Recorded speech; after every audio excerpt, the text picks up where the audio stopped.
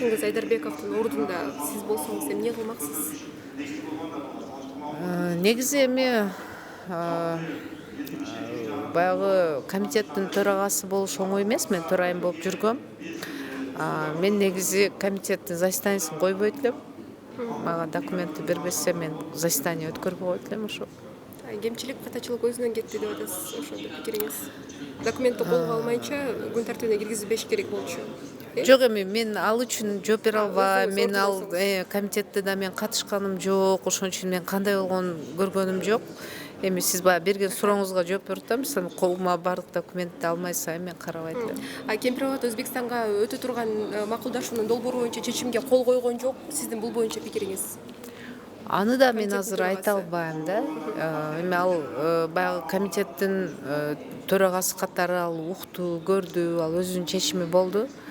Эми ар бир адам өзүнүн чечимин кабыл алат. Анан мен аны туура кылды же туура кылбады өзүм көрбөй туруп айтышым.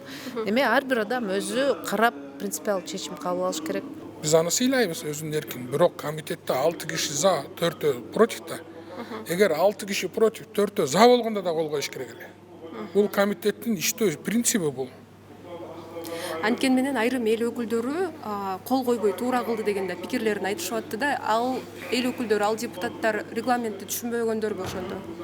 Мен аны бул жогорку кеңеш саясаттын чордону экен да, ар ким өзүнүкүн туура көрөт экен. Мыйзам менен иштешибиз керек да. Бардык нерсе мыйзам менен иштесе эле туура болсо эле ордуна келет. Бирөөнө жагасың, бирөөнө жакпайсың, бирок өлкөнүн кызыкчылыгы, элдин кызыкчылыгы деген бар да.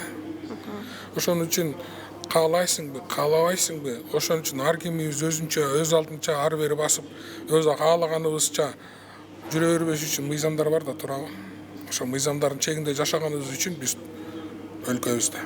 Мыйзам жок болсо өлкө болбой тарап кетпейт белек.